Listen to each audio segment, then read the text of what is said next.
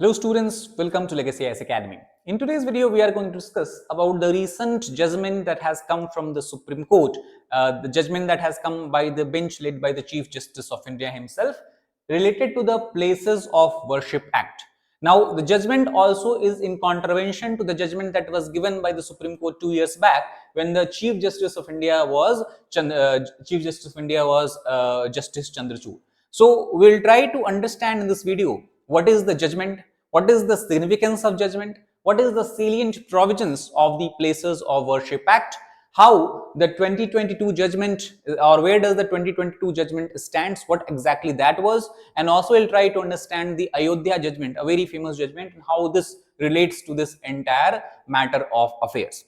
So let us try to understand by looking at the what is the context of the topic of discussion. Now, if we talk about the Chief Justice of India led bench in agreeing to hear civil suits questioning the title or ownership of places of worship, the question that was in front of the bench was, can district courts across the country effectively defeat the purpose of the 1991 Places of Worship Act that was enacted to put a quietus to such kind of dispute related to whether a particular religious complex belonged to a set of religion or the other set of religion. That was the dispute, or that could have been the dispute. So to quiet such matters, the 1991 Places of Worship Act was enacted. So in this context, by referring to this particular question, the Supreme Court of India has said, and it actually has barred or prevented the district court from passing any effective order in these cases unless and until Supreme Court gives further direction in this particular matter. If we try to understand in detail about the judgment also, basically, what the bench has said, it has barred or prevented the civil courts across the country from various matters. First is, the civil courts or the district courts cannot register any fresh suits that challenge the ownership and title of any place of worship. For example, if a petitioner goes and said that we believe or we have a proper reason to believe that this particular religious complex, for example, let us suppose it is a mosque, it was a temple before. So this matter cannot be taken by the civil court as of now, pending final what you can call as a decision by the Supreme Court. Second, it can also not order survey of any disputed religious places until the further orders, and made it clear that no effective orders can be passed in any of these matters. The court will hear the matter next on the February 17 to 2025. So at least for next 2-3 months, such kind of actions or such kind of matters cannot be taken up by the civil courts of the country.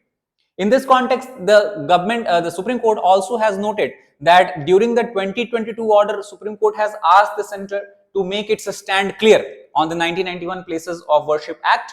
And in this context, till now, the government has kept mum, it has not replied. So taking that into cognizance, the Justice P.V. Sanjay Kumar and the Justice K.V. Vishwanathan, who are the members of this particular bench, they have asked the government to file its reply on this particular matter within a time span of 4 weeks. So the judgment is not only asking the civil courts or the district court to not take the matters related to religious places of religious we can say dispute, but also direct the government to make its stand clear. Now, let us try to understand in detail what is the Places of Worship Act and what are the special provisions that is a part of it. Now, first we have to understand this particular act was enacted during those time when the Ram temple, or what you can call as the Ayodhya temple matter, was very much making the news headlines, and the entire country was basically talking about it. So, to prevent any kind of communal violence, P.V. Narasimha Rao government has brought this particular act.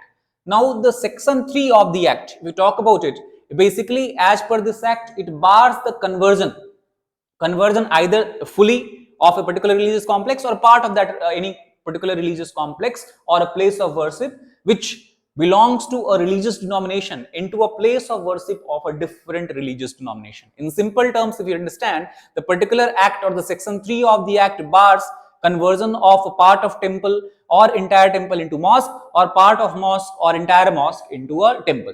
That is something you can extend to any other 2 places of worship belonging to any other kind of religion.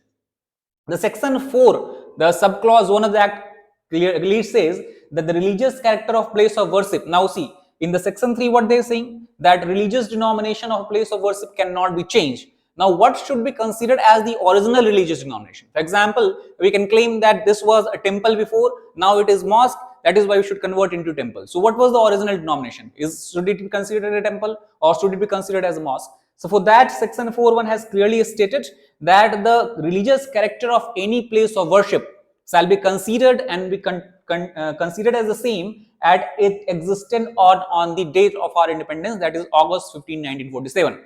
That means on the August 15, 1947, if something was designated and considered as a mosque, it will remain, or what you can call as, it will be considered as a mosque under this act. Or if any place was temple, it will be considered as a temple.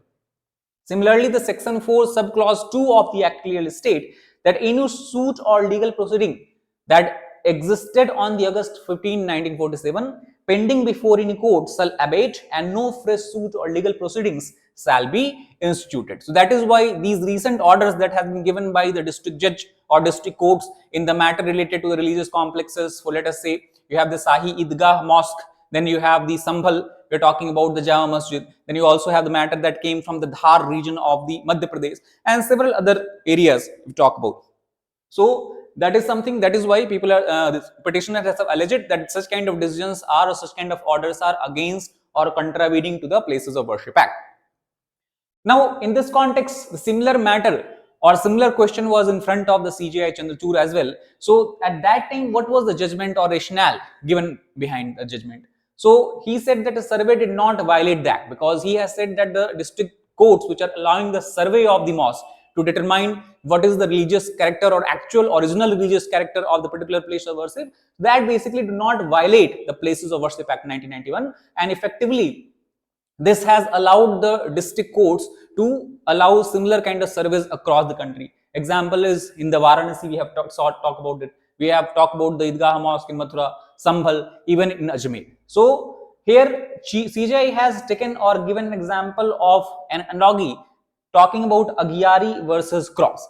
What basically says, Aghyari basically refers to fireplace, which is a symbol of Zoroastrianism, and cross basically we know it is a symbol of Christianity. So what he asked, that suppose in a place of worship which is normally a fireplace, in certain part of that Aghyari, suppose a cross is found, or suppose there is a church and within that church a small fireplace is found. So how we can understand that whether it is a place of worship for Zoroastrianism or whether it is a place of worship of Christianity? Now this is a question that has to be basically not put into what you can call as discussion, because this is prohibited by the what you can call as the Places of Worship Act. But basically what he is saying, that the ascertainment of religious character of place, that originally whether it was a Zoroastrianism place of worship or whether it was a Christianity's place of worship or Christian's place of worship, this is something which is a processual instrument, and it may not necessarily fall foul of the provisions of sections 3 and 4. That means basically he is saying that the surveying of the religious place of worship does not contradict or is not in contravention with the Places of Worship Act 1991, and that is why so many civil suits were filed all across India demanding similar kind of surveys. So this is how we can understand the May 2022 judgment. Now here also the matter has been referred, or basically we can say the bench has referred to the Ayodhya judgment that was given by the Supreme Court earlier. So let us try to understand what was Ayodhya judgment. Now in this case, the constitutional validity of the 1990 Act was not under challenge when you talk about the Ayodhya case. So Parliament, basically the Ayodhya judgment has stated that Parliament of India determined that independence from colonial rule furnishes a constitutional basis for healing the injustices of the past, and it provides the confidence to every religious community that their places of worship will be preserved and that their character will not be altered. This is the main rationale and logic behind the enactment of Places of Worship Act 1991, because on the day of August 15, 1947, if something was mosque, the act enables it to remain mosque. If some place of worship was temple, the act enables it to remain temple. However, you also have to keep in one thing in mind, this act, because it was brought during that time when already the Ayodhya controversy was going on, so this act does not apply to the Ram Janmabhoomi case of Ayodhya. So that was what you can call as out of the ambit of this particular act. Now also the Ayodhya judgment, in the Ayodhya judgment Supreme Court has stated that this Place of Worship Act is something that also is relevant to under Article 51 or is associated with the fundamental duties under Article 51A, where every citizens of India has to uphold the values, the what you can call as the values of the constitutions or the institutions that has been developed under the constitution, and are hence positive mandates to every citizen as well. Also, the court said that the constitutional commitment and operationalize its constitutional obligation to uphold the equality of all religions and secularism. That is the main, what you can call as the motive behind the Places of Worship Act 1991. And if you talk about both of these issues, that is the equality of religion and the secularism, since it is considered as the basic structure of the constitution, there is not a lot of scope with the judiciary to basically, or with the parliament we can say, basically to interfere with these.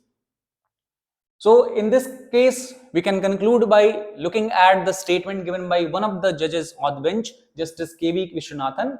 He has referred to the same Ayodhya judgment as we have discussed before, and said that the situation that we are seeing in India today, where a lot of civil courts across a lot of states, they have basically directed and have asked to carry out what you can call as a survey of religious place of worship. This is like running a race with the Supreme Court, because the matter is already sub judice with the Supreme Court. The Supreme Court, it has not taken a decision, and at the same time civil courts are basically directing for surveying and all this. So this is something that is basically against the principles, certain principles of what you can call as justice that we have in our constitution.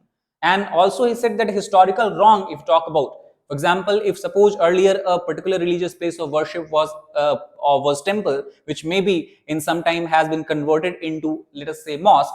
So this, if we consider this to be a historical wrong, also this cannot be remedied by the people taking the law in their own hands. Because we talk about the recent issue in the case of Sambal, where violence has erupted after the court ordered the surveying of the mosque areas, which has lead to loss of life of people. This is something that is akin to taking the law of their hands. So this is something that should also not be allowed. And preserving the character of places of public worship, Parliament has mandated in no uncertain terms that history and its wrongs shall not be used as instrument to oppress the present and the future. So taking these matters into consideration, the court has given its judgment. Now we'll have to wait and watch till the month of February next year to look at what is the final verdict or the next set of verdict or judgment comes in this matter by the Honorable Supreme Court. That is all for this particular video. Thank you.